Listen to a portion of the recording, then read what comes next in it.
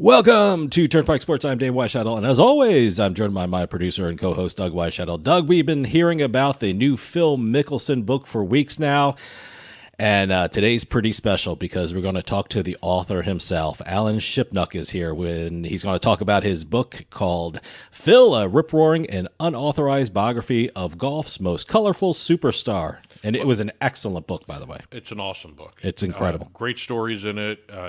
Even if you are familiar with Phil Mickelson, you got to read it. It's just an incredible collection of stories, and also you do learn a few things. I know you mentioned a couple things in the interview, like some of his baseball activities. So yes, I'm very curious to see people's reactions to this book. Everyone seems to love the book. Yeah, I don't want to give too much away. Read the book; it's an amazing thing. But the Toledo Mud Hens were mentioned in the book, so it's a very interesting book. I mean, you've heard these stories about Phil Mickelson before, but it's almost jarring to see him put together all in one place. I mean, I was reading it. It only took me.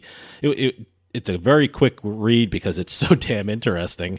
And, you see all these stories in one place, and it's just, oh, my goodness, what an amazing career and what controversies he's found himself in. And also, Alan's a great writer. Alan is an outstanding writer. Yeah, that's incredible. Alan Shipnuck will be a little later in the show. And of course, we're going to have a Beat in the House and a book report. Yes. Today's trip down the Turnpike is brought to you by Drizzly, your online liquor store. Available in over 95 cities across North America, Drizzly offers a huge selection and competitive pricing with a side of personalized content. Now there's no need to leave the house. Get alcohol delivered in less than an hour by Drizzly. Head on over to drizzly.com and order today. And now get $5 off your first order of $20 or more when using promo code DRINK19 at checkout. Shop beer, wine, and liquor with drizzly.com. Exit 1. Well, in today's sports betting exit, we're going to be talking about a kind of unique happenstance here, because it's always surprising with the United States sports betting industry what's going on here. As sports betting has been expanding across the United States and also even Canada, there's been I don't want to say backlash, but there's been some reaction to the amount of advertising by the individual states of that sports betting industry. There are a lot of advertising. I mean, and it's not even the sports betting industry. In New Jersey, we're getting a lot of the online casinos as well. So it's not only sports betting. No, it's not. I just actually sports saw betting. a television commercial for online poker too. I mean, how often do you see that? So online poker's making a comeback. So yeah. I have to admit, I'm waiting to see more and more online poker advertising, but in terms of what's going on as the sports betting industry and also the online gaming, I'm going to include it in terms of when I'm saying online sports betting too. As the betting industry, the gaming industry has been expanding over these last couple of years here from, now we're at like 35 states now that have legalized sports betting. Yes. With Kansas now legalizing it. Yeah. And pretty soon we're probably going to have one or two more coming. Oh, sure. I mean, there's talk of North Carolina voting on it pretty soon, if not already done by this time this airs. Yeah. So we may see one or two more states. But again, I've been noticing that if you go and look at the mature sports betting industry in the UK, where it's been around for years upon years upon years, they have been starting to curtail the advertisements in terms of passing laws to restrict it. Now, are they trying to restrict the television commercials? Because let me tell you something. I watch soccer and things like that, and I see sports betting ads all over the field and things like that. Well, again, you're watching soccer here in the United States. Oh, okay. So overseas. Oh, okay. See, I wasn't even putting that together. You're seeing restrictions by the overseas countries in terms of, like in the UK, Ireland, even some of the African companies, European companies. Mm-hmm. They're passing bills and laws that say that sports betting ads cannot be run during the sports betting event, and as well as like a certain amount of time before and after. Also, I think we even had a story on the book report where I think it was Ghana had just introduced legislation that restricted any sports betting advertising during the day. Okay. And Ghana's always cutting edge. Huh? Yes. When you have to use Ghana as a reference. Yeah. Well, look, I mean, I asked this question to a couple of people. I mean, I remember a couple of years ago, the fantasy sports got into trouble because it was just overwhelmed with ads. You know, you're watching a game a couple of years ago, and it's all FanDuel and DraftKings, and it's all fantasy sports. And I was wondering, is sports betting going to have that problem? Because there's a lot of ads. Well, again, you're looking at fantasy sports as really kind of a benchmark as where the advertisements were just everywhere. I mean, you're starting to see that with the online sports books. You're seeing it in Jersey. You're seeing it in Pennsylvania. New York is already doing it. Look, I can tell you in Jersey, you see it on TV, you hear it on the radio, and look, we're not clean hands on this because we have sports betting ads on this show. Wait till the break. I read the sports betting ads, so we can't say it, but there's a lot of them. But look, you even venture out in New Jersey, you see billboards everywhere. You see, I saw a bus wrapped in Caesar's sports. Well, case in app. point, look at what's going on now, because in New Jersey, Assemblyman Ralph Caputo has been talking about how to curtail the advertising now. He was one of the guys who brought it to the state, sports betting to the state, but now he's thinking that maybe the promos and the advertising are a bit too much. I mean, he's even suggested that maybe they should try some kind of legislation where, it's a couple sports betting ads, and you see a responsible gambling ad. Okay. Then you go back to sports betting ads. But again, everyone's trying to find, I don't want to say a happy medium, because if you find a medium here, the sports books are not going to be too happy about the restrictions. Sure. I mean, look at Massachusetts. A Senate bill that was just introduced in Massachusetts for sports betting restricted all types of sports betting advertising in terms of couldn't advertise during live sports. When you had in-arena signage, you had to have it so it wasn't distracting.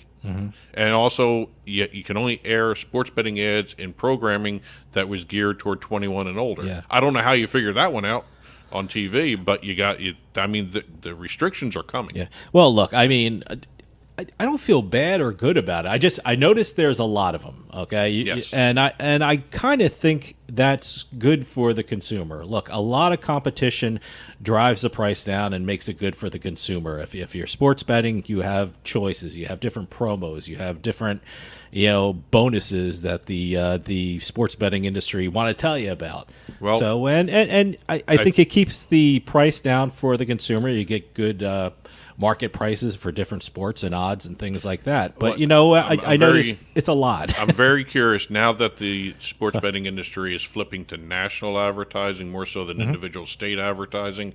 I wonder if we're going to see some sort of federal action in terms of advertising. It'll be interesting. Be coming down the road, probably. Exit 2.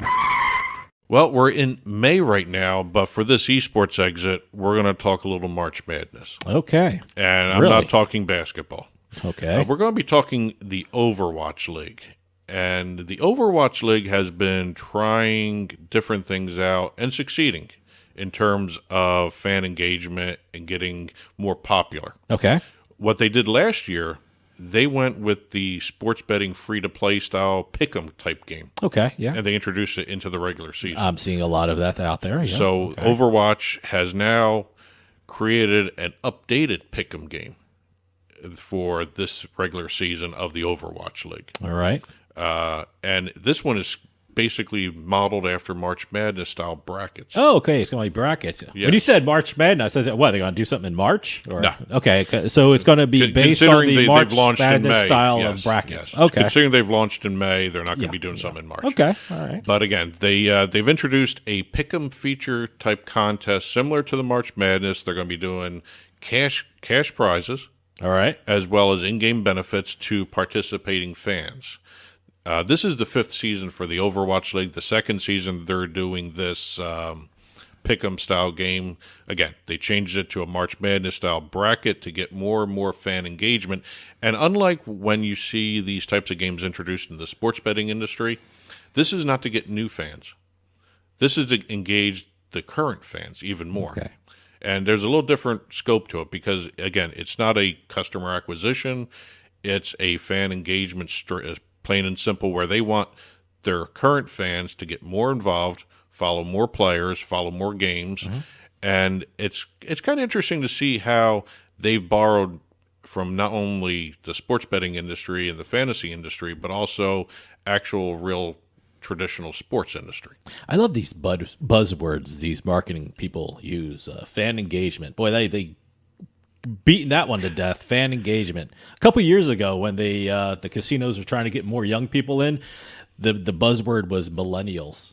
We gotta get more millennials, and now it's fan engagement. Now is it still millennials now? I guess know. it's Gen Z or whatever they call those. I don't things. know what the categories are. I'm not The quite youngins. sure what are millennials. The youngins. Youngins? I don't know. Young people. Everyone Yes. wants young people But again, to be fan engaged. they've also expanded the types of prizes Okay. they can do in this. And for this season, they're using the Overwatch 2 platform. It's a brand new platform introduced by Activision Blizzard, so they want to get more people involved with it. And that's one of the reasons why they're doing this. Now they want to get more people watching it. Is that what they're saying? They want Or more playing people with it? engaged with the actual thing, the actual tournament that they're following. Oh, okay.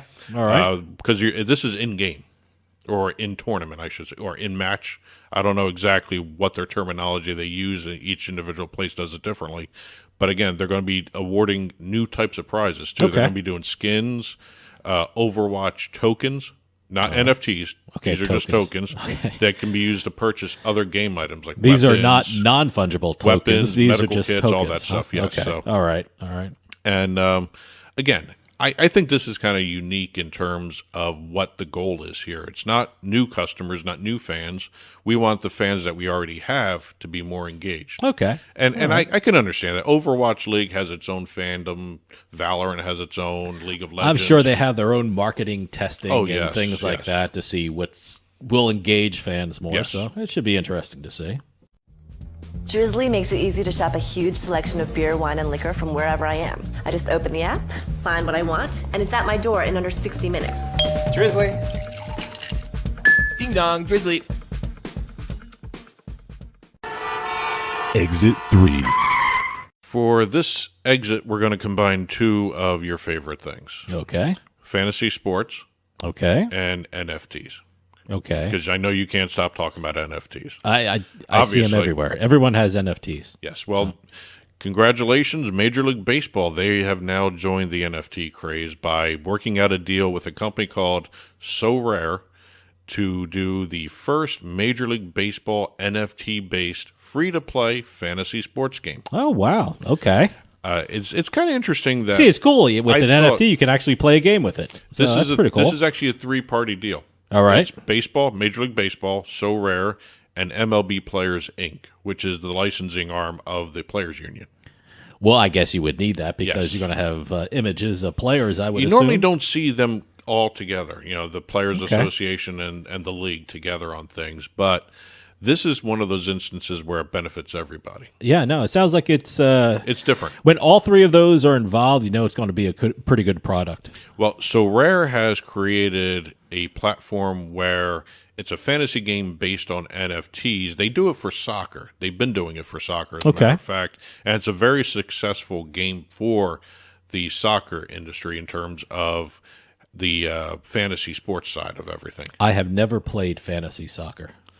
I never even thought to play fantasy soccer. That's one of the things I've never had an opportunity to even look at a fantasy soccer game. It's a huge industry. I've done the 4 major U.S. sports: baseball, football, basketball, hockey, but I have never. So done you're soccer. going to get a lot of hate mail now I know, because soccer is a I- fifth major sport. I know, but it's the 5th in the U.S. I Yes. mean. Overseas is number one. Oh yeah, absolutely. Oh, in the world, it's number 1. Yes. I would think. Other than So, here, where yeah. American football takes over. So I will everything. make an effort. Soccer's going on right now, right? Soccer's on right now. going on. Soccer seems to go on year round. Well, you got the Premier League, you got so many Barclays, leagues, you got so the I will- Eastern leagues, all that stuff. I mean, it's 24/7, 7 days a week, 365. now. I will do my homework on soccer, and I will attempt a fantasy soccer game or a fantasy soccer whatever. I may you have call to it. try this game. Yeah, when- this sounds like fun. This launches in the summer. Okay. What's going to happen is, how normally these fantasy leagues do drafts? Yeah. where yeah. you draft the players. Well, there's no draft. There's a year long. Yes, but or there's a season long. But you're not doing a draft here. Okay. What do you do? Basically, you buy your NFTs. You buy your team. Okay. All And right. you make the best team you have out of the NFTs you own, and you field that team. See, that's pretty cool. I like that. Yes, and it's going to be a lot of utility NFTs where they're going to have additions on, where you get like some kind of merchandise or some meet and greets, that sort of stuff. But also, what this So Rare's platform allows you to do is once you buy your player NFT, you can actually put it on the market and sell it again to another player. See, that's great. That's great for the fans. Oh, no, this is an incredible step in terms of fan engagement. The fans are going to love this. If you're a fantasy sports nut or if you're an NFT collector, you actually kind of bridge the gap between those two consumer sectors. No, I think it takes fantasy sports to a new level. I mean, you got these NFTs that you can collect or you can actually sell. So I think it's incredible. So it's a very unique thing. Again, like I told you before, the So Rare has done a really good job creating an NFT fantasy sports gaming area, especially with soccer. yeah, And soccer is the most popular sport in the world. sure. Not here in the United States, No. but I just want to see exactly what's going on in terms of where they can take this next. Because I would love to see it in football and you're going to be hockey and NBA and things like that. you're going to be able to see where normal NFTs with athletes does meet and greets, does merchandise purchasing. Yeah. But again, I think having an NFT with a meet and greet as this guy as part of your fantasy team. Yeah, no, I think that's great. That's amazing. The amount of geeking out some of these kids there are has going to be do. a way that these athletes, I mean, if you get their NFT, can they autograph them or do something digitally that can actually, when you meet them, that kind of makes the value a little more? Or if you're a collector, makes the value to yourself a little more? Well, when they mint these, that's the term Mint? for creating Okay. and minting them. It's almost like minting a coin. You mint or an minting NFT. a dollar or Okay. something. Yeah. You mint an NFT. A lot of these companies are able to digitally insert a actual verified signature. Really? I didn't know that. Yes. Wow. So, okay. you see signature baseball card series all the time. So you can potentially get your NFT Signed. autographed. Yes. Okay. Yes. And Interesting. Again, All I right. just want to see exactly what this game can do because, again, it takes fantasy sports to a whole new level, and it's different. And it may actually increase the fantasy sports industry Sure. for baseball because of this. Yeah, absolutely. And again, I'm curious to see if this is a success. It's going to be launching in the summer. Okay. I wonder how quickly, or even if, the NFL, the NBA, and NHL are going to go and run with this. Well, look, if it's fun for fans and it makes people a lot of money, guess what? The NFL is going to do it. I wonder if the Major League Soccer League has already started doing stuff like this. I know so little about soccer. I mean, I've done fantasy for every sport there. Well, I shouldn't say every sport there is. I did it for the four major sports: football, baseball, basketball, and hockey. I've never done soccer. I just don't know enough about it. I have to admit, I haven't done soccer.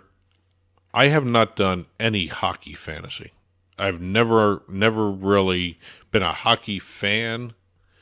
I mean, I watch playoff hockey. That's fun. I love, but I don't. hockey fantasy. I just don't know enough about the players to actually put a fantasy team together. Did we interview? I interviewed Daniel Barbarisi, right? Yes. Did I get his name right? I got Yes, his name right. the author from Dueling with Kings. Dueling with Kings. Yeah, that's he didn't know anything about fantasy sports, and he learned, and the one he made his most money on was NHL. Yeah, fantasy hockey. Yeah, Yep. so- That's how he started. Yep. Well, we'll see exactly whether or not hockey, soccer, or the NBA come into play here in terms of their own version of an NFT game. Great. Exit 4. Well, since I mentioned the NBA in the last exit, I figure I'm going to end the rundown with an NBA story. Okay. The National Basketball Association has launched a brand new virtual reality environment. That's the phrasing. Okay. Their own new world, huh? Their own new world. All right. It's not a metaverse. which is, I guess it's part of that, but it's on the Meta Quest platform. Okay. Meta, as you know, used to be Facebook. Oh, yeah. So the Quest platform, where you have to wear the Quest headset for virtual reality, this is running from the current playoffs to the end of the playoffs. They're running what they've entitled it the NBA lane. All right. It's for anyone 18 and older in the U.S. and Canada, and they pitch it as, this is the NBA's language. Okay, this is their language. All right. An NBA-themed Wonderland. Wonderland. Okay, it's a Wonderland. And it's accessible via the Horizon Worlds application in the Meta site. So what does this Wonderland entail? What happens? It's a in this wonderful Wonderland? place, obviously. Okay. But again, it's a virtual reality NBA environment where you're going to be able to participate with other fans as well as watch the games VR-wise, virtual reality-wise. For example, when they made the release available to everybody, the press release and all the press materials, they gave a couple examples. All right. You can do a free throw shootout game against another person that's actually joined you in the metaverse. So you're actually doing these games in this Wonderland. Yes. Okay. You also, and this one I am dying to see, Okay. a low gravity dunk contest. Okay. Let me tell you, and I guess you need the face headset. mask or the goggles or whatever you call The these headset. things. The The headset. headset. You need the headset. The only thing I know about these headsets, I never played a game with the headsets on or whatever, but all I see videos on YouTube of people playing these games with these headsets, and then all of a sudden they run into a wall or they run into their TV and break the TV or something like that. I can't even imagine a dunk contest with people using these things. I mean, are they just people are just going to run and just dive into a wall, or how are they doing this stuff? Part of me says I hope not. Part of me says put it on YouTube. Oh my God! If you're with someone who's doing a dunk contest, a virtual reality dunk, please videotape them, because it's something weird is going to happen too. It's your furniture or your wall or something. It's amusement for everybody. Yes. But again, Put it on YouTube or something. It's not just games either. Okay. The entire environment they're creating is a big arena type environment where you're going to be able to. They're going to have a big screen in the middle of it that's going to show NBA content like highlights, interviews, archival footage. In front of a digital arena. You're going to be sitting in the arena and you can watch it. They're also going to have, I think this is actually pretty cool, they're going to have a virtual trophy room. Where you can take, and this is not as cool, but the virtual trophy room is very cool. You can take a virtual selfie with your trophy, with a trophy. How do you take your avatar poses with the trophy? Do you really call that a selfie if you're not actually in the picture? That's why it's called a virtual selfie. So it's a virtual selfie is a selfie that you're not in. Exactly. Technically? Yes. Okay. And this is going to be available through the end of June. All right. And if everyone recalls, during the bubble time, they actually had some virtual arena games where people were actually virtually attending the games in the bubbles. Okay. So this is a extension of this type of virtual reality. The next logical step, let's call it. Yes. Okay. Fan engagement. There you go. There's that term again. You engagement. can't get away from that game. But again, it's one of those things where I guess the next step would be doing virtual Hall of Fames. Yeah, that'd be fun. I mean, the fact that you can actually see a virtual trophy and take a picture with it, that's basically what you do in like the Pro Football Hall of Fame. You pose next to the busts. Sure. Same thing with the Naismith Hall of Fame in Massachusetts. Yeah, in Springfield, Massachusetts. Where you just pose with whatever artifacts are the... I actually like the Basketball Hall of Fame because they have a basketball court in the center of it, and you can go down and shoot hoops. Shoot baskets, great, yeah. And I guess you're seeing what could possibly the precursor to the virtual Hall of Fames. Like I said, I'm very curious to see if that's going to be really the next step with a lot of these Hall of Fames or even museums. Sure. Where you don't have to worry about people going there. You just charge admission virtually. Yeah. And see what happens. But I'm very curious to see how if they take this NBA lane and put it to next season as well. Great. In the regular season. This is just for the playoffs. I'm curious. I'll check it out. And today's trip down the Turnpike was brought to you by Drizzly, your online liquor store. Available in over 95 cities across North America, Drizzly offers a huge selection and competitive pricing with a side of personalized content. Now there's no need to leave the house. Get alcohol delivered in less than an hour by Drizzly. Head on over to drizzly.com and order today. And now get $5 off your first order of $20 or more when using our promo code DRINK19 at checkout. Shop beer, wine, and liquor with drizzly.com. And as always, you can get in touch with Turnpike Sports by calling or texting us at 609-512-5910. That's 609-512-5910. At Turnpike Sports is the show's handle on Facebook and Twitter. At Turnpike Sports Radio is our handle on Instagram. And as always, our email address is info@turnpikesportsradio.com. And don't forget, you can listen to the show via Spotify, Amazon Music, iTunes, radio.com mobile app, as well as Stitcher and YouTube. You can also watch us on your smart TV, Roku, Amazon Fire, Apple TV. Head on over to turnpikesports.net. You'll be able to watch our video channel there. We got a big show coming up. We got a Beat in the House. We got a book report. And right after this, I'm talking with author Alan Shipnuck about his new Phil Mickelson book called Phil, a rip-roaring and unauthorized biography of golf's most colorful superstar. Really, really interesting book. A really great writer. And Alan has some amazing stories about Phil. And that's right after this. So stick around. We'll be right back with more Turnpike Sports.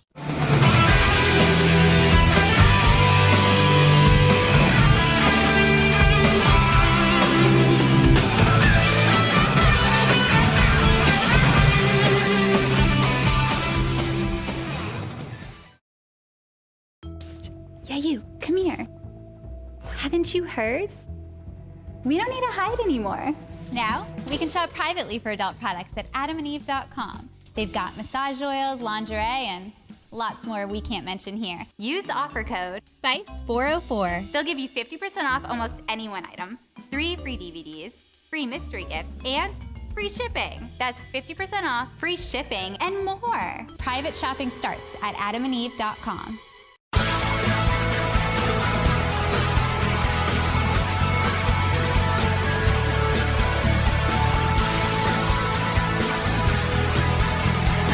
Welcome back to Turnpike Sports. When it comes to colorful athletes, Phil Mickelson has to be at the top of the list.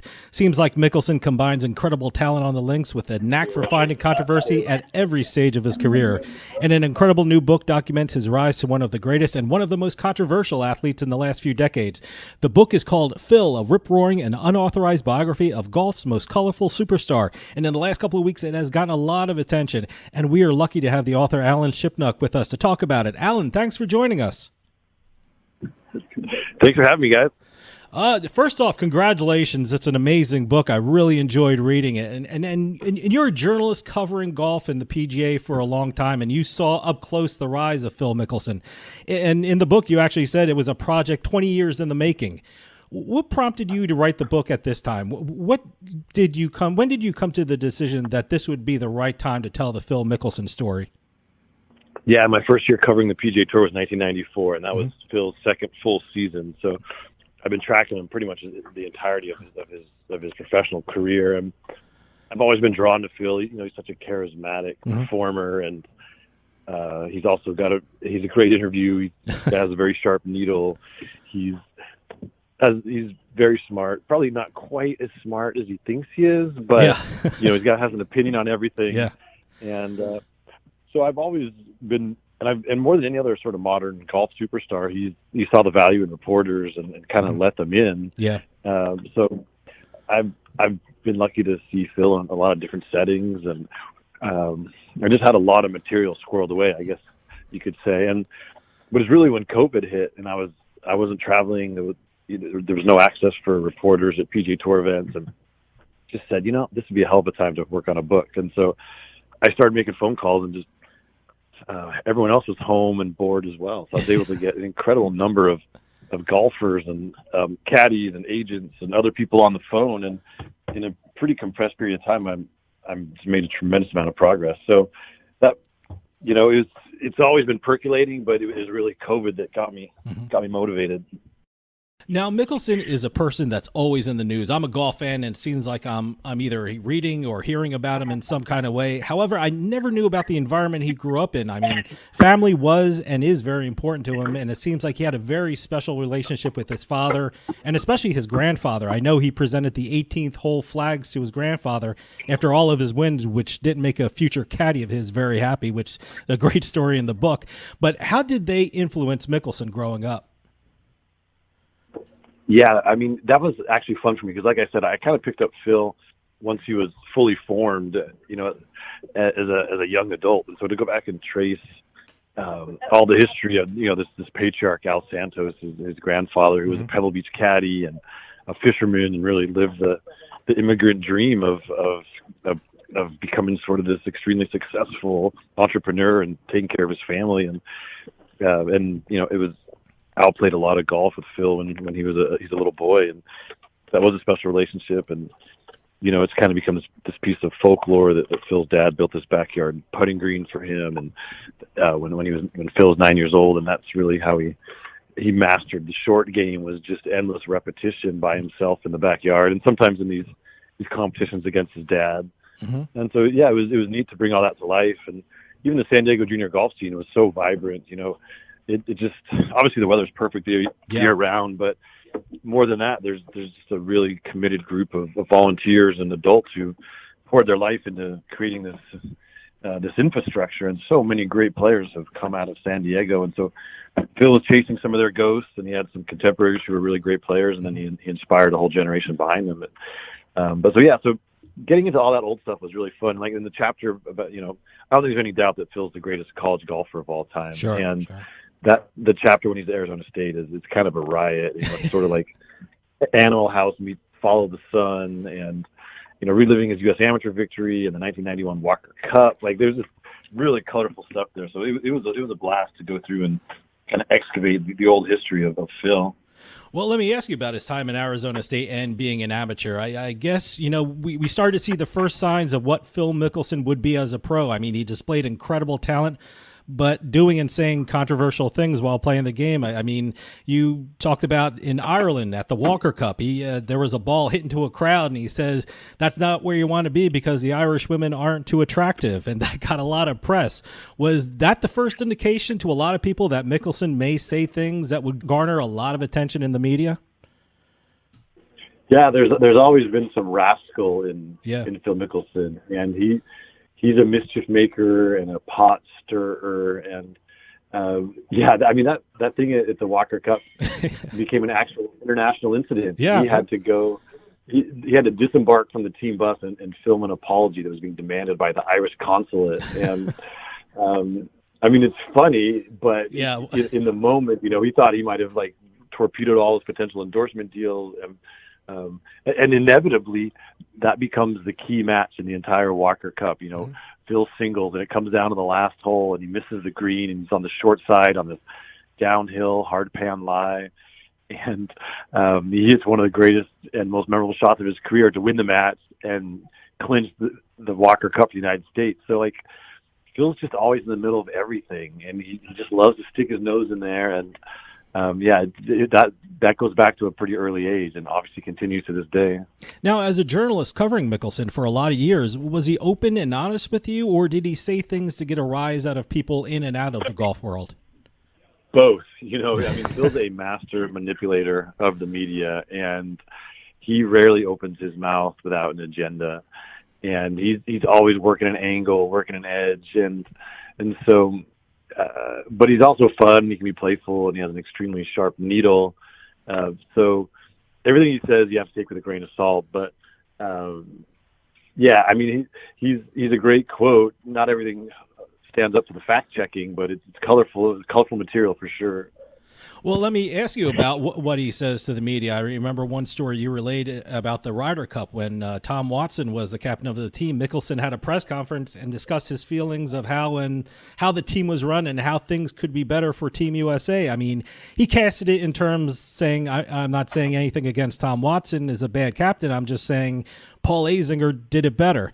and eventually a lot of things he was hoping that would happen with the team actually did come to fruition.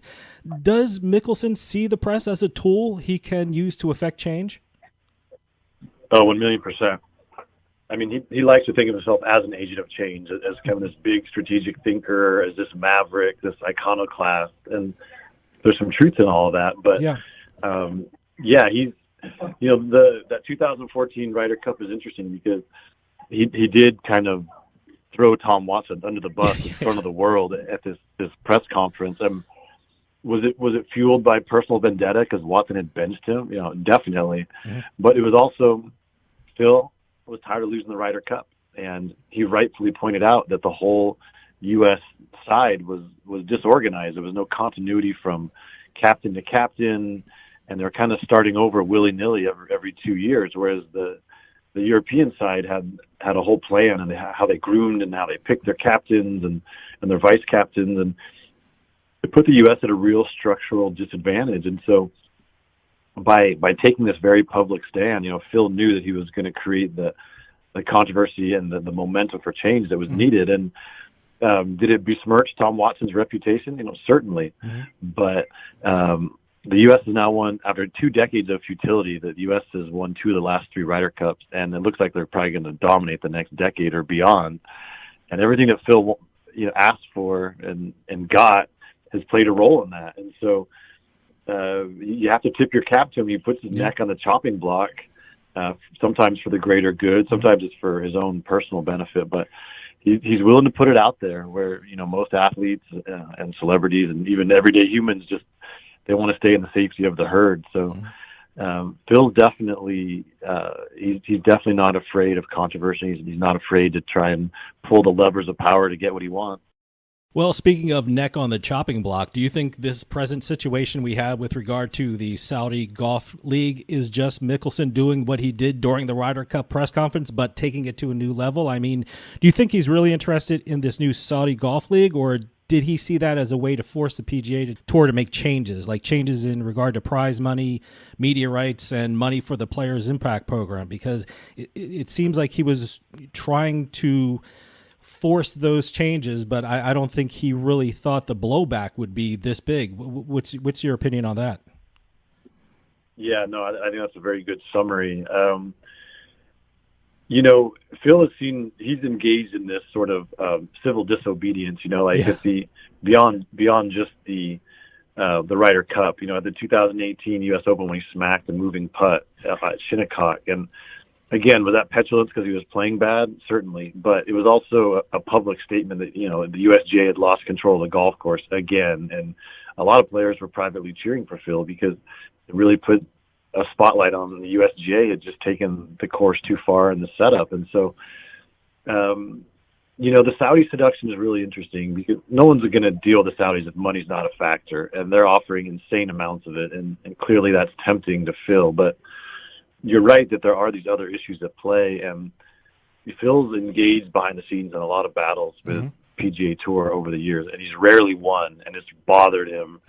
And suddenly the Saudis gave him this leverage he did not have before that, and so he was working both sides of the street very hard. And some of the things were just you might say, were just in his own interest, like if you could get a giant payday from the Saudis, but at the same time he was also trying to affect change in how the tour conducts its business in a way that would have benefited a lot of players. So, but he kind of overplayed his hand. Because I think what he failed to really understand is that Saudi Arabia is a very emotional issue for many people, and especially most Americans. They did, it's the birthplace of 15 of the 9/11 hijackers. They did assassinate a Washington Post journalist who was a resident of the United States. I mean, they are bad actors on the world stage. And so Phil thought he was just being this cagey businessman who was working both sides of the street. But the Saudis are toxic and their money is dirty. And I don't think he understood quite the reaction that people are going to have to all of that. And so, and then the other thing, for him to acknowledge their atrocities to me and then sort of so casually dismiss them. That was shocking. But I think what really got him in trouble with the tour and his colleagues, it wasn't the words, it was his actions, that he was actually sort of acting as a shadow commissioner and in all these secret dealings and helping the Saudis establish this competitor, the PGA Tour, because if the Saudi Tour prospers and they can get a big TV contract and they can get big corporate support and they can take some of the stars, all of that has a very negative impact on the PGA Tour. I mean, it's siphoning off money that would go to the PGA Tour.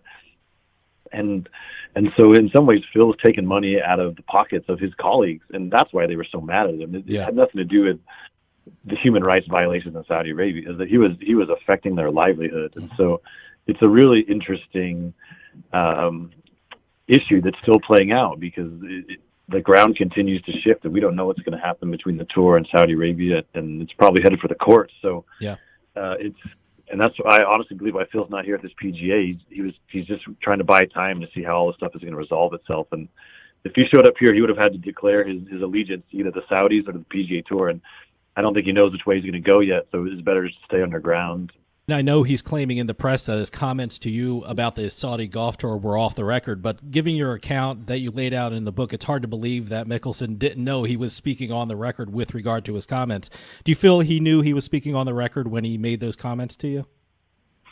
Oh, 1,000,000%. I mean, I had approached Phil 3 times face-to-face and asked him to do interviews for this book. And this started the 2020 PGA Championship and carried over into Pebble Beach in early 21. And he thought about it, and ultimately he declined, which is fine. That's his prerogative. But then, late in the process of me writing this book, his lawyer reached out, and they made this offer for me to become a consultant as Phil was gearing up to take on the tour. And that was really quizzical. I mean, it's a glaringly obvious conflict of interest. I cannot take Phil's money while I'm writing a book about him. It makes no sense. So obviously I declined that, but it tells you, where their head is. They're trying to buy hearts and minds. The manipulation has begun. And so then Phil reached out to me and said he wanted to follow up on that and have a conversation. And given the context of me asking him for these interviews, and that I'm deep into writing this book, like every syllable he utters is going straight in the book, and he knows that. Yeah.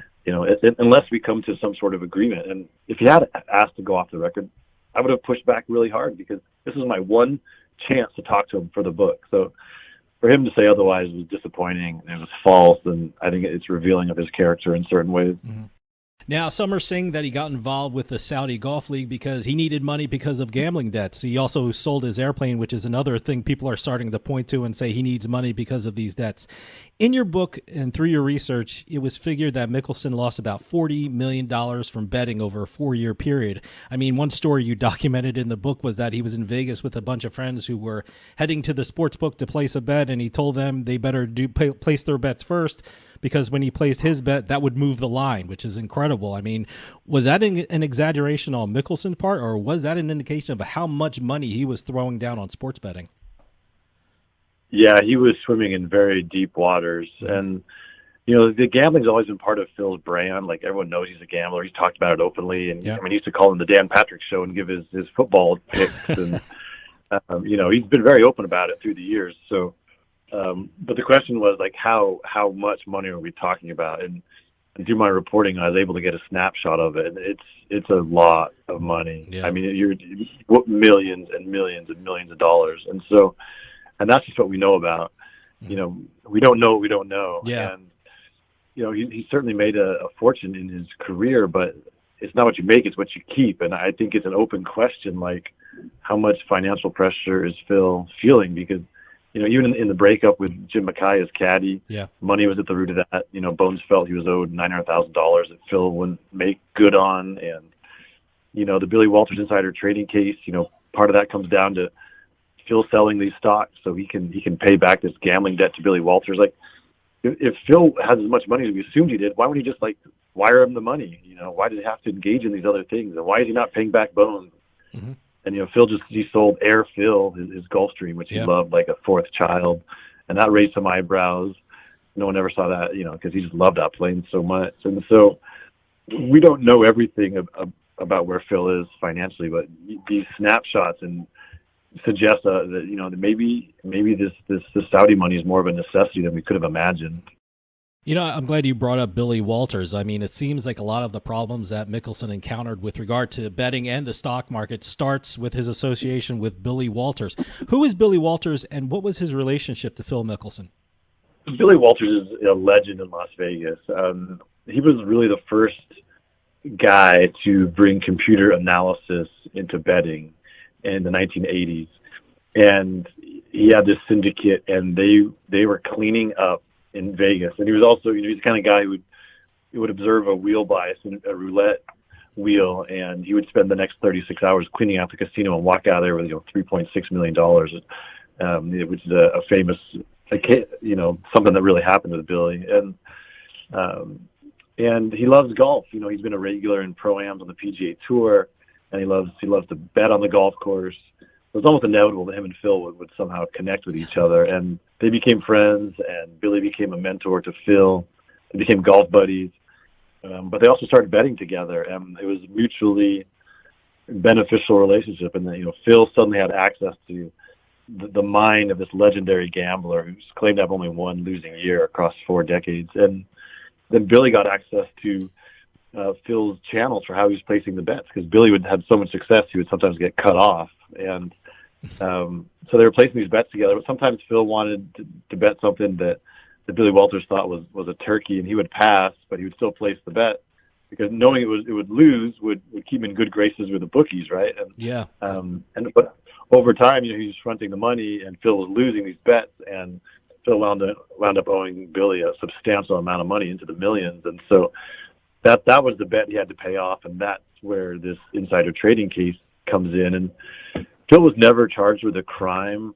It's complex, and I lay it all out in the book, but he was adjacent to the crime, and so he was named as a relief defendant, and he had to give back $1 million in so-called ill-gotten gains, which is my favorite term. Yeah. And Billy was charged with crimes. He was convicted, and he went down the river, and he was sentenced to federal prison. And he always felt like if Phil had testified on his behalf, it would have made a difference. Whether that's true, it could have kept him out of jail, we don't know. But Phil had made it clear through lawyers he was going to take the Fifth Amendment, and he was not going to testify. And so, in Billy's world, loyalty is the coin of the realm, and that was the ultimate betrayal. So he's still mad at Phil, and Billy. It's in my book, and it's starting to leak out. He's writing his own book. It's about his life, which is incredibly colorful, but there's certainly going to be some chapters about Phil Mickelson. Sure. And my intention was to write a very fair, balanced look at a very complicated person. But Billy Walters is not a trained journalist. He's looking to get a scalp. He's looking for vengeance here. So Phil is rightfully worried about that book, and I think that's part of this period of reflection where he's gone underground. He's trying to sort out all these things that are swirling around him. I found it amazing with regard to the insider trading case how close Mickelson came to jail time. I mean, if the case was heard at a different time, it was quite possible that Mickelson could have seen some time in jail if he was convicted. Yeah, I mean, absolutely. And it's one of in a life full of great escapes, it's one of the biggest ones, because without getting in the weeds on this, there was these 2 court decisions that kind of bracketed this case. And the first one came down as investigators were putting their case together against Billy Walters, and basically said someone who's gets the information secondhand, in this case as Phil did, if they don't know the exact source of the relationship, or they don't know where the information came or how it might be tainted, they can't be charged with a crime. And then 2 years later, the U.S. Supreme Court overruled that and said, "Well, not so fast. You're still culpable." And so, but Phil's case came due right in between these 2 decisions. So if it had come up before December of 2014 or after December 2016, when these 2 court cases came through, Phil would have been in a much more precarious position. So it was really dumb luck that these other court cases played out the way they did, just as federal investigators were putting this whole thing together. So it's a fascinating chapter in Phil's life, and in this book. Another case that Phil Mickelson's name came up in is the case of the Detroit bookie Dandy Don DiSerrano. In fact, during the plea agreement in the case, there was a quote that said, quote, "money laundering of funds from PM," unquote. What was Mickelson's involvement in that case? Yeah, I mean, outside the lines, they had these documents that indicated that was Phil who had sent by wire almost $3 million to this this gambling associate in San Diego, and this guy wound up being convicted for tax and wire fraud crimes, and he went to jail as well. And so, there's these really shady characters that are in Phil's life, and there's a lot of money changing hands. And so it does beg the question, like, how deep did the gambling go? We know a little bit of it. Some of these things have leaked out in court documents and trial transcripts, but there's a lot we don't know. And it does kind of color this whole Saudi seduction. Like, is how much need are we talking about for a guy who's number 2 all time on the tour's money list and who made a killing in the endorsement market? So it's a fascinating subtext to this whole book.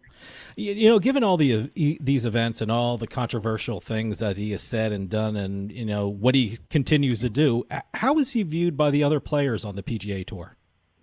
Yeah, that's an interesting question. I mean, Phil's always been the lightning rod, and some players really respect him for speaking truth to power.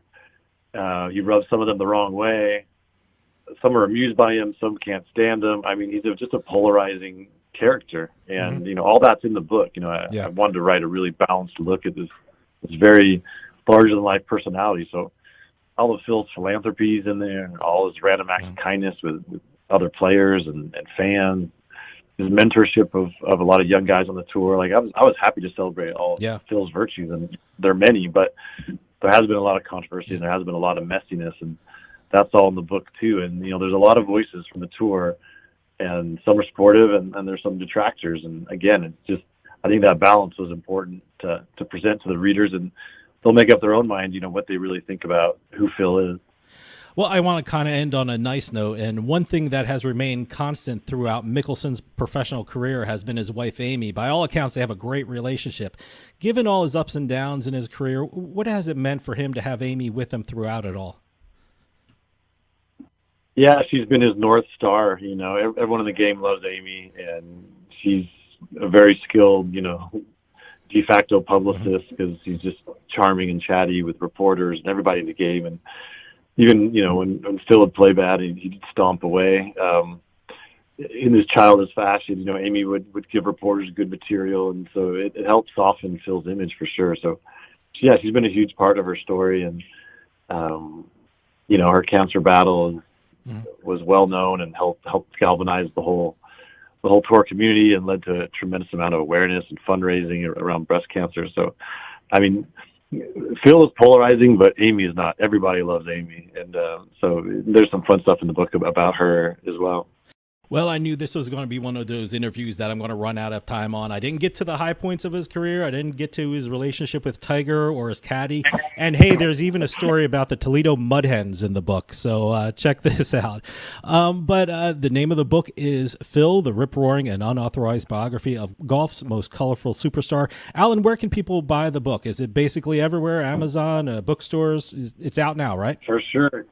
Yeah, I mean, ideally, there's a local independent bookstore in your town you want to support, because we're trying to keep those bookstores going. But for sure, it's on Amazon, BarnesandNoble.com, anywhere you buy your books. And I did read the audio version, which was really fun, and it brought a certain amount of passion to that. So if you like audiobooks, I think that's a good listen.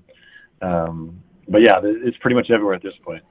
Alan Shipnuck, author of Phil, the Rip-Roaring and Authorized Biography of Golf's Most Colorful Superstar. Thanks so much for coming on and talking about the book with us. It's an incredible read, and I urge everyone to pick up a copy. Thanks so much for talking about it with us. Well, thanks for having me. This is a great conversation. I appreciate that. I appreciate your interest. Stick around. We'll be right back with more Turnpike Sports.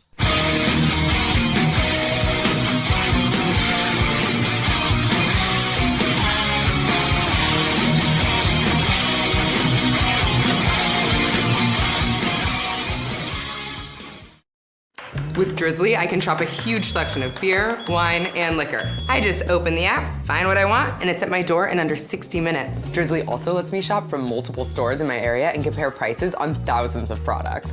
Ding dong, Drizzly. We'll get back to the show in a few moments, but I just wanted to take some time and tell everyone about Bean Genius, the smart specialty coffee subscription service. Bean Genius sells freshly roasted coffee from some of the best independent coffee roasters in the country. They feature over 2,000 specialty coffee blends, all at your fingertips at beangenius.com. Here's how it works. Head on over to beangenius.com and take their palate profiler test to find out what coffee best fits your taste. Then select from a variety of subscription plans. Every subscription comes with free shipping, and delivery can even be scheduled for once or twice each month. And based upon your review of each coffee blend you try, Bean Genius actually learns your individual taste preferences and then suggests future coffee blends for you. And now you can get 10% off your Bean Genius subscription when you use our promo code PIKE at checkout. Bean Genius offers a variety of subscription plans to suit any coffee lover's needs. Subscribe with Bean Genius today and start enjoying some of the best tasting coffee around. And save 10% off your coffee plan with promo code PIKE.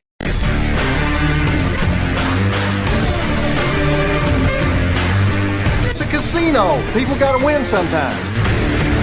Now, if you'll excuse me, I have a giant, colorful check to deposit. Beatin the House is brought to you by BetMGM Casino. Play your favorite casino games at BetMGM Online Casino. Slots, table games, live dealer games, everything you love about Atlantic City and Vegas, all online at BetMGM. Don't wait. Join in the fun now. Go to BetMGM Casino, create an account using our promo code Turnpike, and become a verified player. New players get $25 free when signing up, plus a first deposit bonus up to $1,000. That's promo code Turnpike at BetMGM.com for a 100% deposit match up to $1,000 plus $25 free. Grab a lion's share of the fun at BetMGM.com. Must be 21 years or older to place a bet. Terms and conditions apply. Gambling problem? Call 1-800-GAMBLER. And welcome to this week's edition of Beatin the House, where we're going to crisscross the country in search of all the different jackpots we can get our hands on, from the press releases were sent by the casinos, the lottery commissions, and just talk about the different types of jackpots that were hit, the different types of games, as well as the different locations around the country that people can actually travel to and win some of these games with. Yeah, no, I like. I'm finding myself when I walk into a casino in the gaming floor. I'm looking at some of the machines that you told me about in this segment. I mean, I don't let's get past the fourth wall or something like that. I don't know what you're going to tell me about these things. So when you say you put a notes in front of me. One's dancing drums. That's the first thing I saw. I was like, oh, I know that game. I played that game. So I start looking for it in the casinos. Well, there are two different types of dancing drums. See, I didn't know that. There's dancing drums and dancing drums explosion. Okay. I think there's also a third one coming out at some point. See, I don't know which one I played now.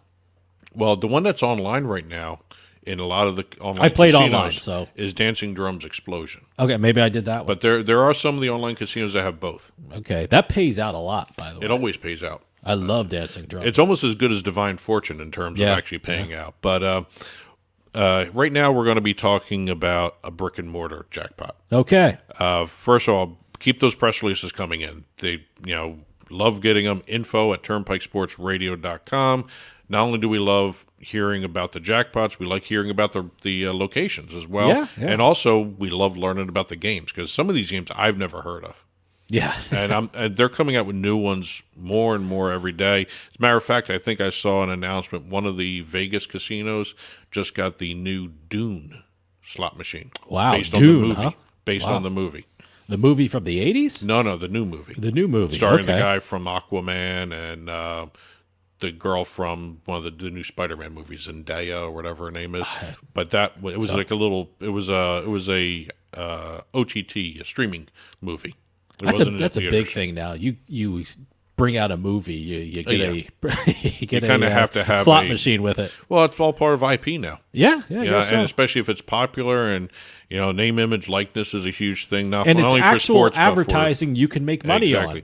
And also, in some instances, not only do the slot machines based upon TV or movies have actual scenes from those TV shows and movies, they actually shoot scenes for the games. Oh, okay. And they use the voices, or they use some kind of motion capture or whatever.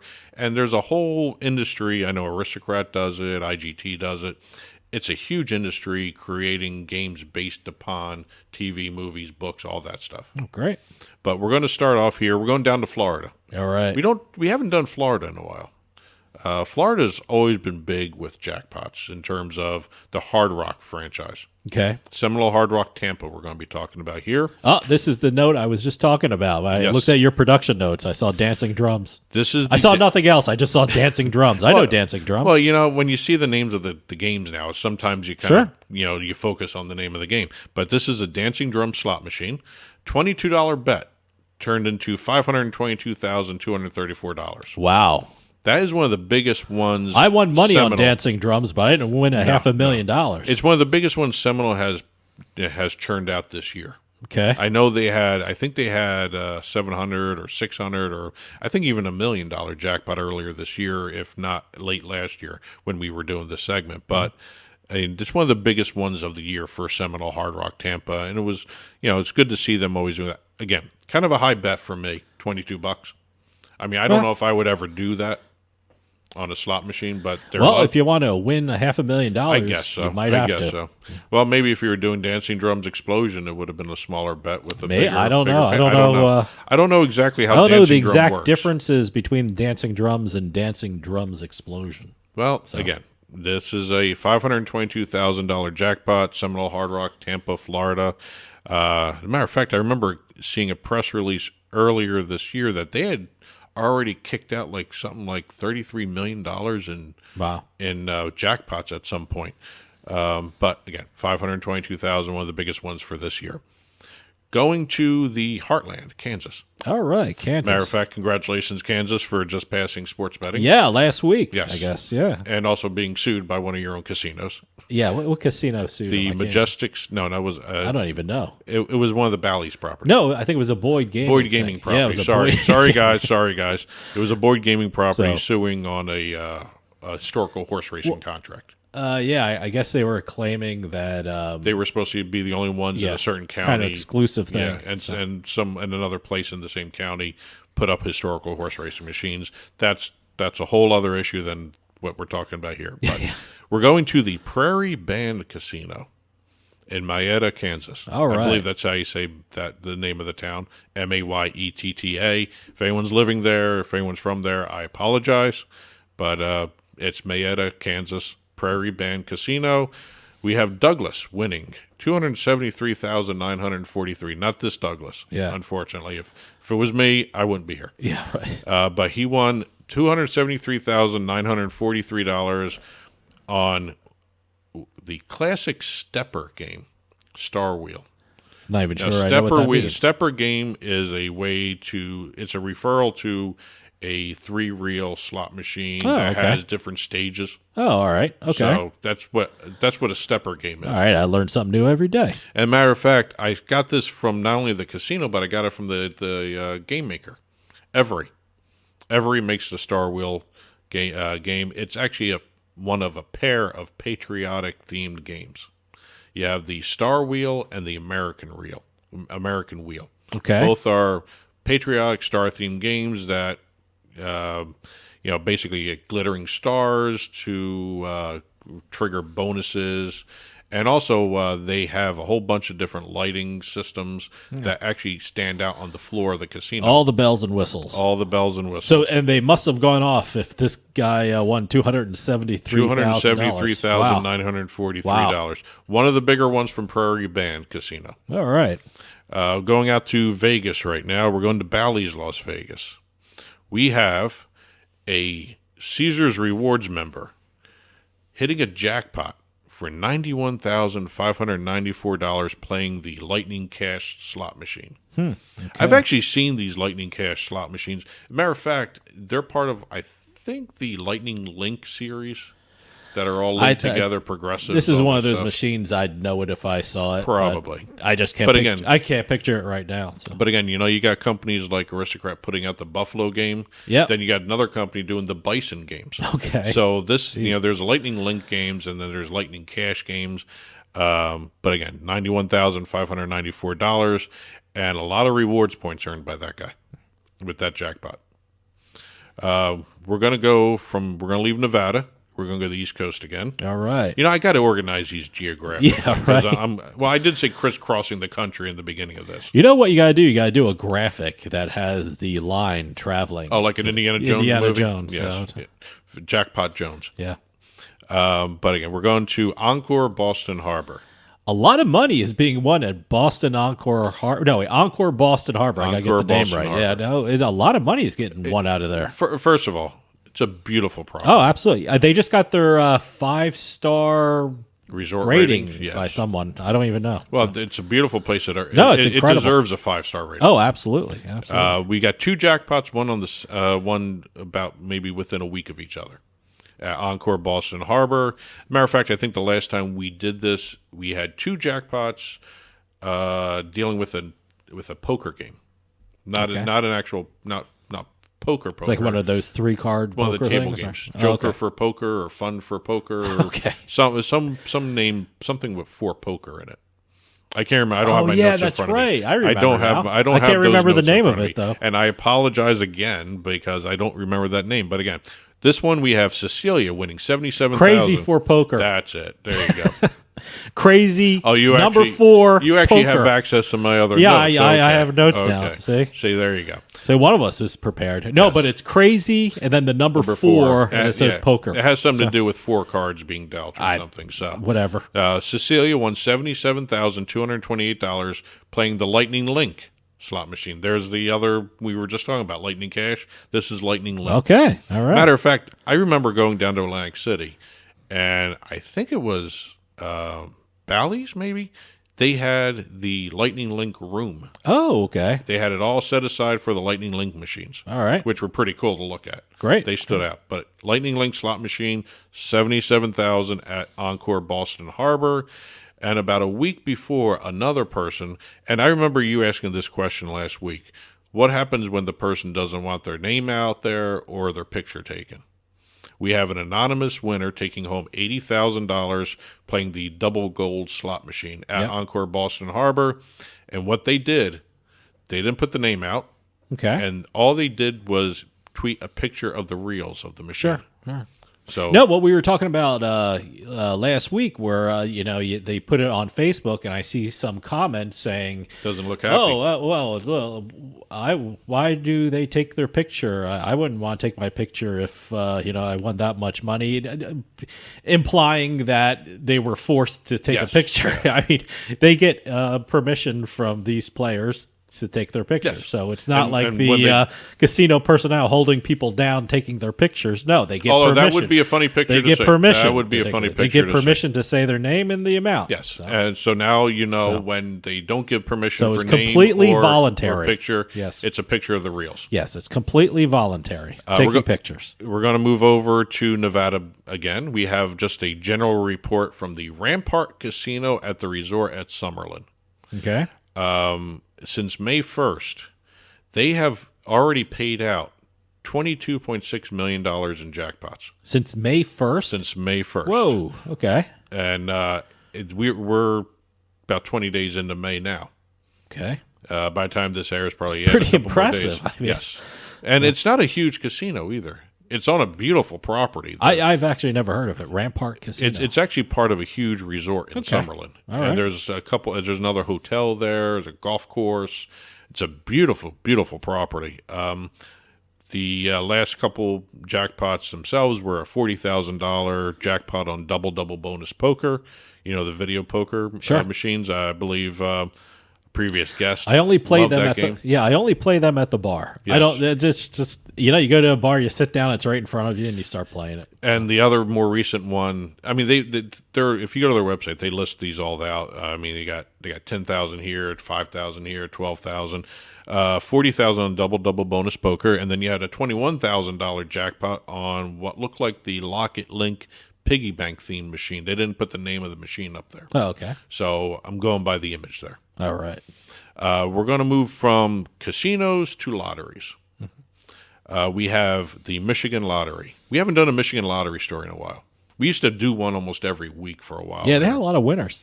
We're talking about a Battle Creek man who won the Michigan Lottery's Lotto 47 game, but did not know it for a couple of weeks. Well, look, I mean, I can see how that happens. You buy a ticket, you put it in your wallet, and you never look at it. He didn't do it. He didn't do that. He didn't do that. No. What did he do? He buys tickets, and every so often, like every 2 weeks or so, every 3 weeks, he has his wife check him against the lottery app. Okay, and this has been sitting there for a week. She checked out all these tickets, came across the winner, and they discovered several weeks later. This is we're talking mid-May here. This was reported. Mm-hmm. This was for the April 20th drawing. Well, you have a whole year to claim it. $3.39. I think you have a whole year to claim it. $3.39 million. Wow. And it was just sitting there in a stack of lottery tickets. Well, see, he has a good, efficient system, which he has is a good, great. efficient wife if she actually knows enough to do that. Won $3.3 million. She's so very I'm happy sure to they're continue very checking. happy to do it. Yes, yes. Going over to the Virginia lottery, we got a couple stories, couple winners here. We have Mickey Shelton. They actually released the names. Okay. An Axton man who owns a small business. He usually goes into a certain store and gets a lottery ticket and a cup of coffee. He actually bought a 10 years of cash ticket from the Virginia lottery. It's another one of their scratchers. Okay. And at first he thought he won $600. So he thought he was starting off his day good. Great. He took the ticket to the cashier. The cashier said, it looks like $600. And then he looked at it closer and gave it back to the guy and let the guy look at it again. And he found that he won $566,000. Wow. Yes. The full amount, he took the one-time cash sum. That's after taxes. Sure. So, They always say to do that. Yeah. If you won a lottery, take the lump sum. Well, he had a choice. The lump sum, $566,000, or $5,000 a month for 10 years. Yeah. I mean, either way, it works out in your favor when you win, but I'm assuming that's why if you win a lottery, you taxes. you always have to check with your accountant, your financial advisor, always check with a lawyer, especially if you win something really, really big. And two other big numbers from the Virginia lottery. Kirk Mayer bought a cash 5 and with an easy match ticket, the quick picks. Okay. He won $248,587. And he actually tapped into a bonus, so he got even more money with the prize. Okay. That's good. And Lakeisha W., no last name, of Fairfax won $237,633 playing the Cash Buster Multiplier. That's one of their online instant games at the Virginia Lottery. Okay. So congratulations to all our winners this week. Casinos, lotteries, please keep the press releases coming in, info@turnpikesportsradio.com, and we'll keep doing the segment. We love learning about the new games, the new lottery game scratchers, the new casino games that are out there, and we'll just keep doing this. This is fun. The book report is next, so stick around. We'll be right back with more Turnpike Sports.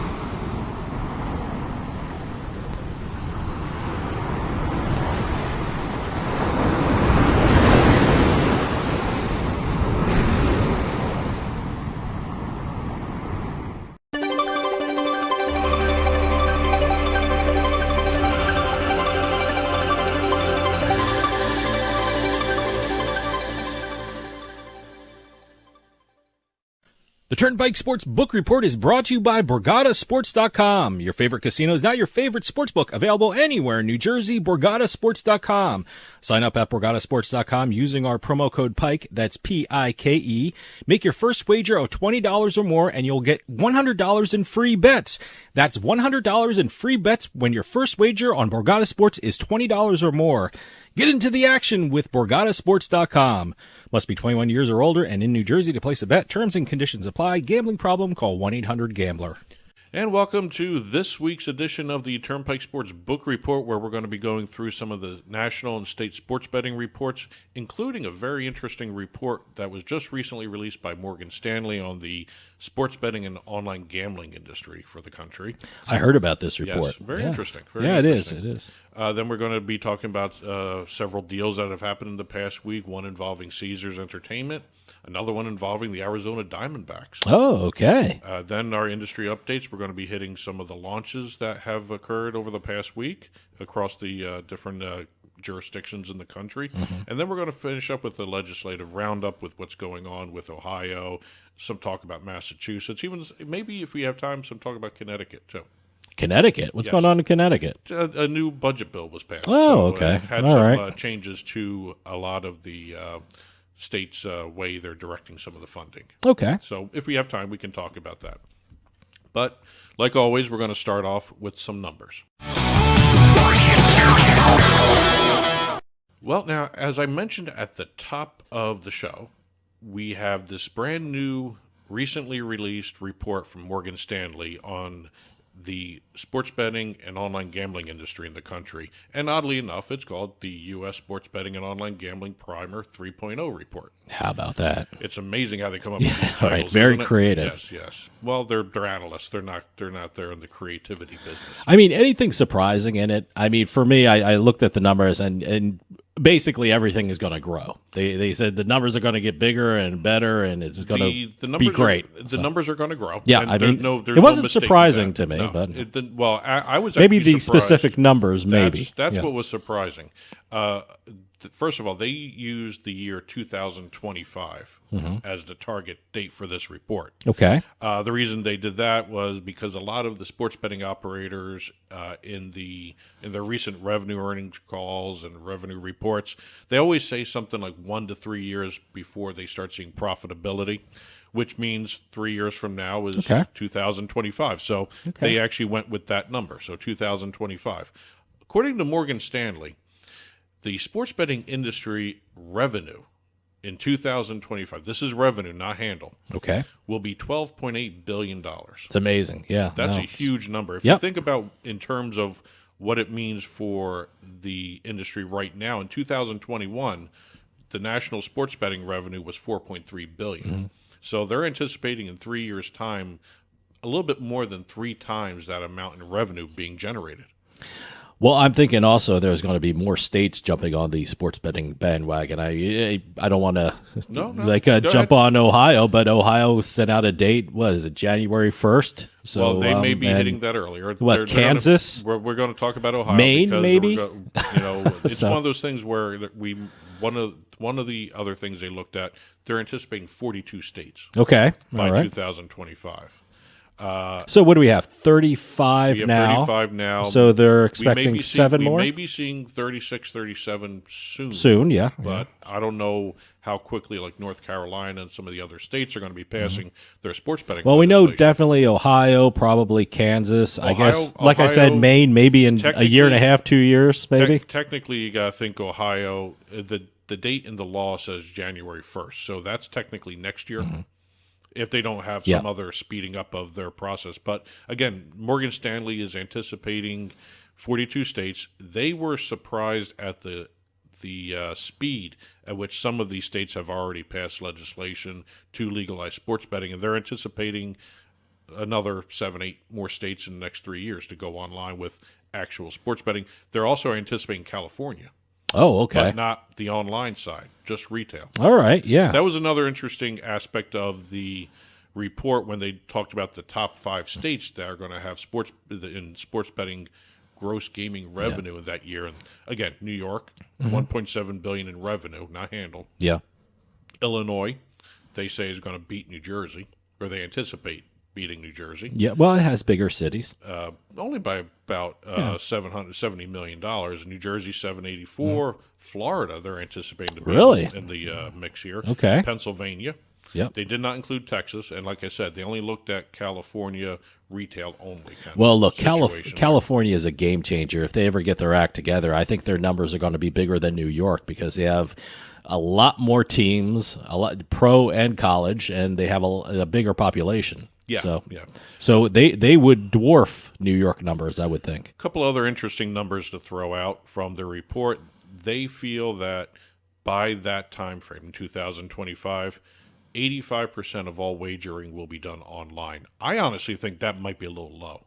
Yeah, yeah. I mean, I know there are a couple states still out there that are doing the in-person registration requirements. Some, like Mississippi. Maybe they don't anticipate Mississippi going totally mobile at some point. Yeah.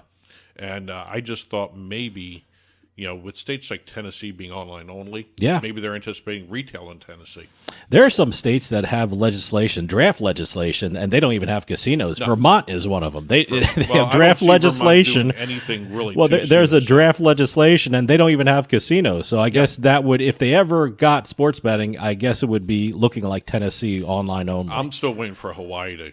Hawaii, every year they have like 5 That'd to be 10 such a bills. What a great state to have casino resorts. It'd be the perfect state for casino resorts. Unless they do something stupid like I don't even think they have lottery in Hawaii. Think about Hawaii. What if they do something really stupid like, say, residents can't gamble in their casinos? It has to be out of state. Oh, no, I don't think they do that. It's just there's so many different weird things. Look what's happened in Massachusetts. The Senate passed a bill that didn't make sense if you think about it. But again, going back to this report, FanDuel and DraftKings, according to the report, ranked first in the industry for spontaneous brand awareness. Okay. How's that for a marketing phrase? Not sure what that means, but okay. Both of them were 54%, all right, give or take percentage points. They were around 54%. The next pair, so what is that, 108%? Yes. Okay, yes. all right. I think 54%. I'm just doing a little math here. It's the number is kind of weird, but I think they were 54% of the market in terms of spontaneous brand recognition. Okay. The next closest ones were Bet365 and BetMGM. They were 11%. Really? No Caesars, huh? I don't know. I would think Caesars would be up there, huh? I don't know. Other than their initial marketing blitz in New York. Well, maybe that's it. I'm thinking Caesars because I'm getting pounded over the head with advertising on TV. I don't know if that actually really had any effect on their overall national recognition. Mm-hmm. But again, they're a good, solid company. I don't know absolutely. if they're the first ones you think of. That's the other problem. Going over to some other state numbers. We're leaving the report now. We're going to some state numbers. We have a state record handle in Oregon of 42.9 million. Also, that's one of those states that love their table tennis, right? Yes. Oregon and Colorado love their table tennis. Both those states always have table tennis in the top 10. Yeah. So, if it's one of those things where they just set the state record handle in April, 42.9 million, like I just said. We also had Pennsylvania and New York reporting their numbers. New York does it every week, so we have new numbers every week for them. But Pennsylvania, Pennsylvania became the third state to have 20 months with at least 25 million in gross gaming revenue. Wow. They joined New Jersey and Nevada. They're the only 3 states to have at least 20 months each. Pennsylvania is a great gaming market. I mean, they have some of my favorite casinos and some of my favorite sports books. So yeah, I can imagine that. You have DraftKings clearing $3 billion in total handle in the state. Okay. FanDuel cleared $5 billion in total handle and $400 million in total gross gaming revenue. Wow. Okay. You also have FanDuel. This is a unique stat to have them have. FanDuel has paid $100 million in state taxes to Pennsylvania. Yeah, good for Pennsylvania. New York. It's always the elephant in the room now. Yeah. They had their worst week of handle since the beginning. All right. And the beginning was the week ending January 8th. Yeah, January 8th, I think. And it was only a couple of days. And this the handle was as low as that. Mm-hmm. And it's kind of weird watching. It's been going up and down the last couple of weeks.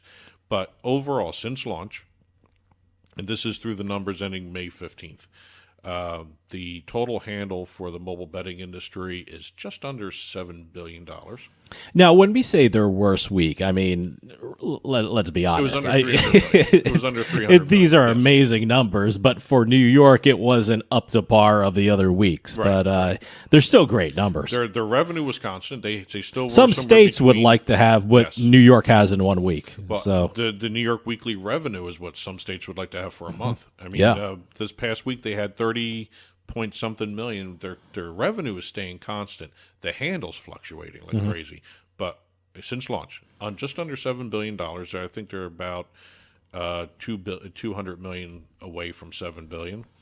They're just under $500 million in gross gaming revenue, and they've passed $250 million in taxes to the state.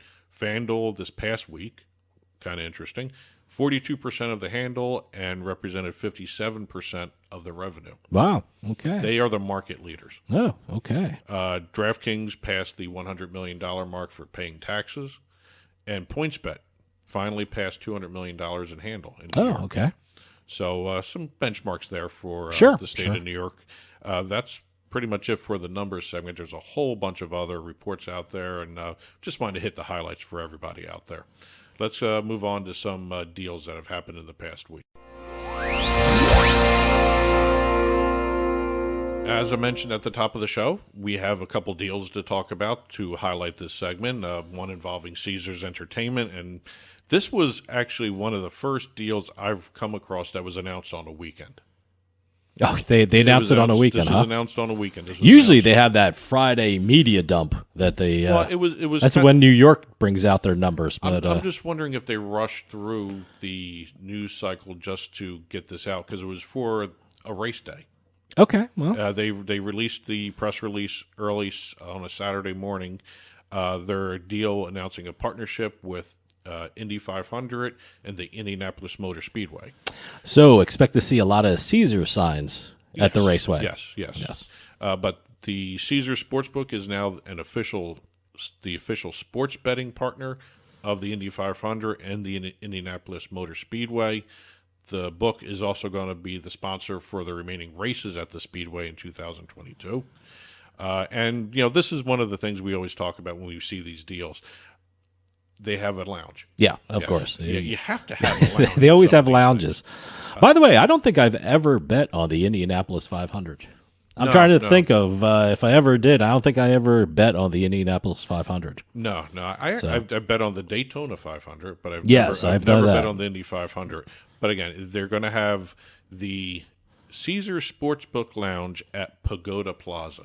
All right. And it's going to be very interesting because it's going to have free food and drink.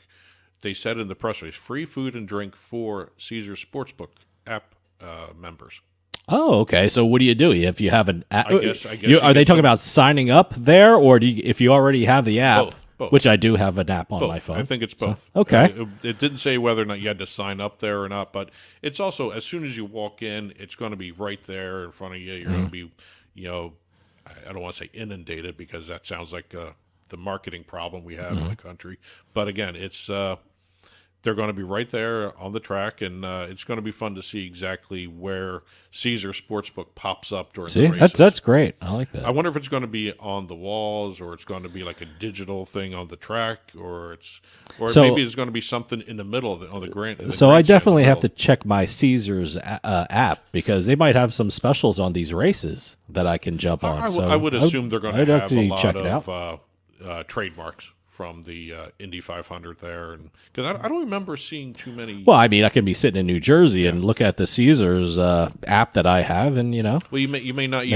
They might have some specials there. I noticed even if you're not in the state where you're at, you can actually call up the sportsbook and look. You don't have to sign in. Oh, sure. And you can probably see some of the marks there. Well, that's what I do sometimes if I'm traveling and I don't sign into the sports books that I have. I hit them and you can see the numbers. Going over to Arizona, we have Casino Arizona announcing a new partnership with the Arizona Diamondbacks. Arizona Diamondbacks. Casino Arizona is... That's such a great market. Yes. Arizona. This is more not a sports betting deal. It's more of a casino deal. It's naming the casino and its sister property, Talking Stick Resort. Talking Stick Resort. I've never heard of that. No, what a great name. It's a really nice property. Okay. In Arizona. No, I've never heard of it. I like the name. Yeah, Talking Stick Resort. They are the official casino and resort partners for the Arizona Diamondbacks. Any clue what that's referring to? I mean, that certainly has to have a story behind it, doesn't it? Talking Stick Resort. It's a Native American tribe that's involved with it. So, all right. Yeah, there's history to it. Okay. And you'd have to take a look at it. I'll Google it. Yes. Under the deal, you're going to see logos for Casino Arizona and Talking Stick throughout the park. They even said, and I'm curious to see what these look like when they finally unveil these. unique field insignias in front of the home and visiting dugouts. Oh, okay. I don't know exactly what unique field insignias look like. Okay. But Yeah, again, all it's right. something to keep an eye out for. And also, the Diamondbacks will be opening a one-of-a-kind VIP lounge behind the visitor dugout for Casino Arizona and their guests to enjoy. Well, how is it a one of a kind? I don't know. Did they say how it's one of a kind? I don't know. So it's everything is one of a behind kind the when you do these visiting things. dugout. Yes. Really? I mean, it's the VIP lounge is usually sometimes it's up higher in the stadium, but it's behind the visiting dugout. The press release we got said behind the visiting dugout. Okay, I got to take a look at this now. I'm very curious to see what these, like I said, the field insignias. I want to know Yeah, exactly yeah. what's different than just seeing the logo of the casinos there. Hmm. Last deal for the past week, BetMGM announced that their gift card distribution program, their gift cards, BetMGM gift cards that they do in conjunction with a company called TAPP, T-A-P-P-P. Okay. 3 Ps, are now available in 12 states. They were available in 10. They expanded it to 2 more states. So now people have over 12,000 locations to buy BetMGM gift cards. So these are gift cards, like if you They're someone's like a special occasion, you know, a birthday, you give them a gift card and it's like loaded with some money, right? Exactly, and they're actually not refillable. They're not refillable. One time only. One kind of time thing. only. Okay. So, All right. yeah, that may change, but again, everything I've read about these cards, they're not refillable. That's a unique gift. I never thought of giving a Sign up to a sportsbook gift card. Yeah, no, it's pretty good.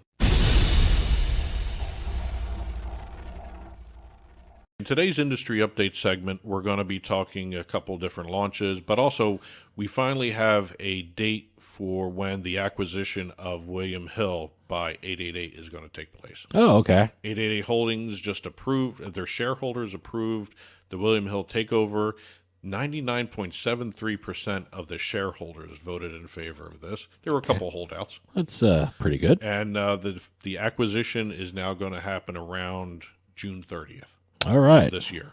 So that saga is finally over. It seems to be. We'll see. A couple launches to hit. Real quickly, Hard Rock launched in Virginia. Okay. The mobile app is live, and they're planning a retail sportsbook at the Bristol Casino.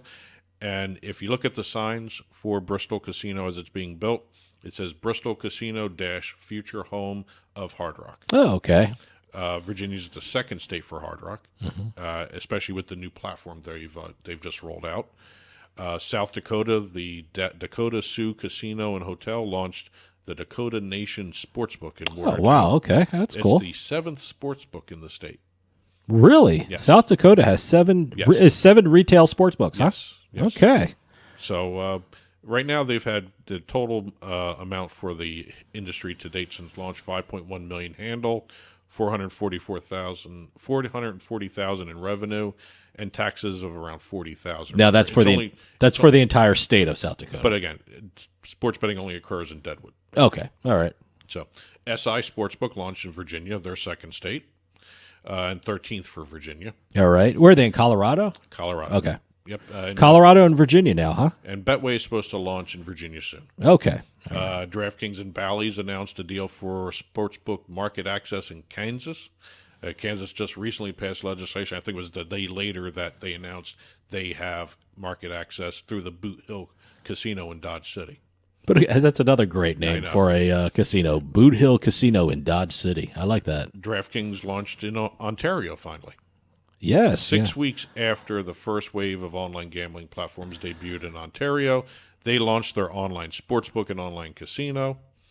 Boy, if you're a gambler, it must be amazing in Ontario. But hearing all of these these press releases coming out of Ontario is just absolutely amazing what's happening there. Yes, and actually, one other update. I thought this was kind of interesting. Sport Radar announced the launch of a new dedicated virtual cricket in-play product.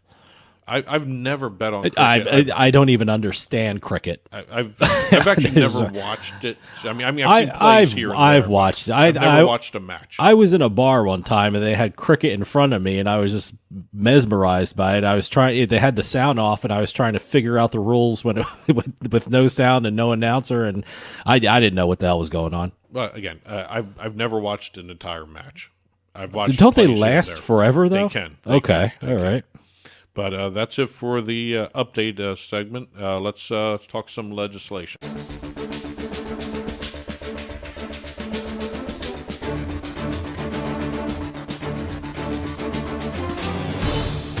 Couple legislative updates to hit. We've got Ohio, we've got Massachusetts, and we even got Connecticut if we have time in this show this week. Ohio. Everyone's wondering when they're going to launch. Yep.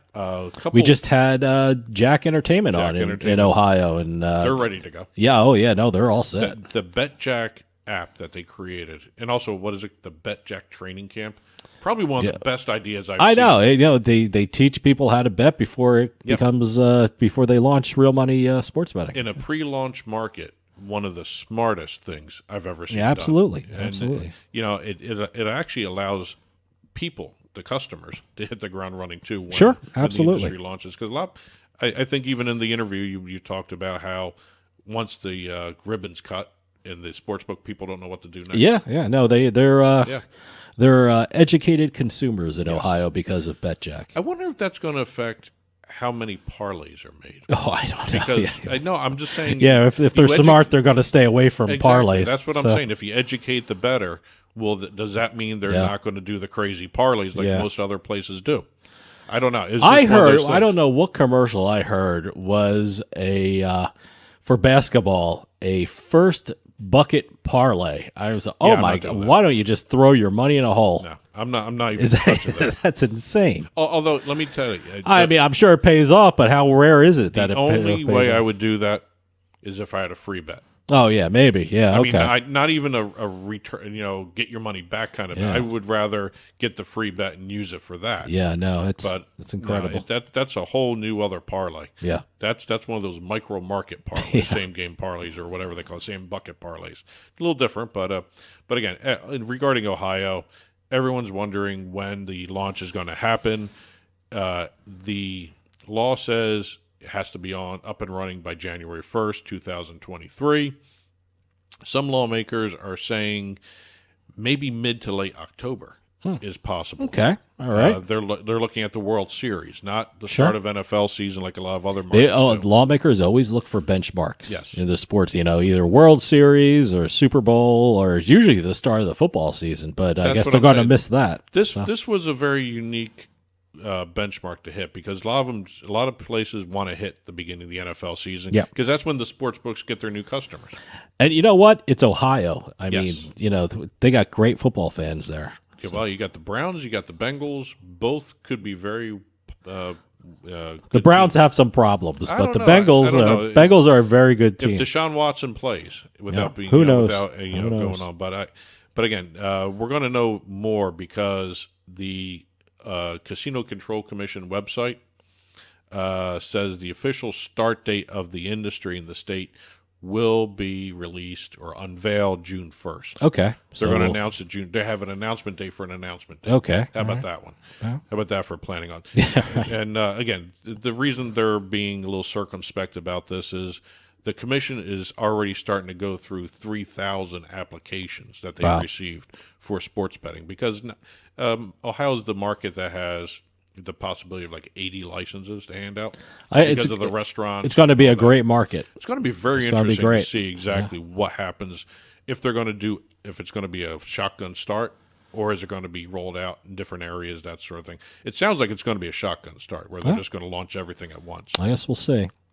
Massachusetts, that saga is still continuing. The House of Representatives voted not to concur with the Senate bill. Okay. So it's going to be sent to a conference committee to try and work out a compromise bill. They've announced that there's going to be 3 Senate members, 3 House members. Every single one of the members support sports betting. Mm-hmm. So there's a shot that there might be something to be able to work out.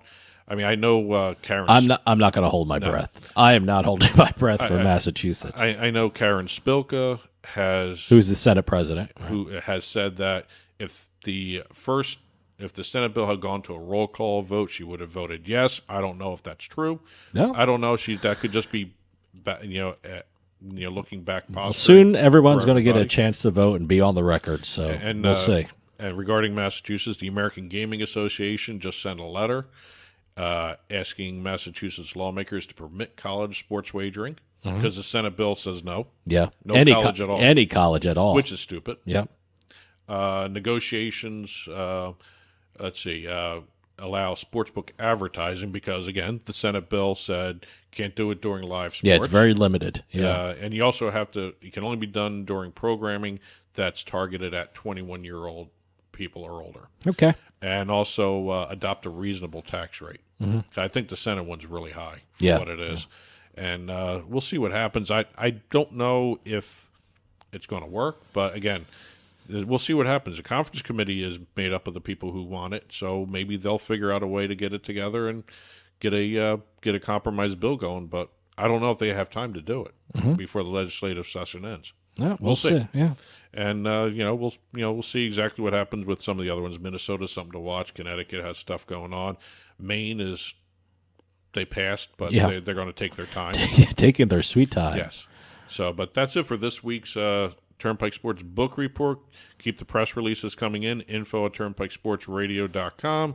If you've been following along on TV, there's even more stories on our news ticker going across the bottom. And also, you'll see the full print version of the Turnpike Sports book report up and running on the blog Turnpike Sports Radio. New domain name, turnpikesports.us. Oh, okay. And you click on the blog button, and you'll see the book report in all its glory written out there in print form there. And that'll do it for us. We'll see you next time on the Turnpike.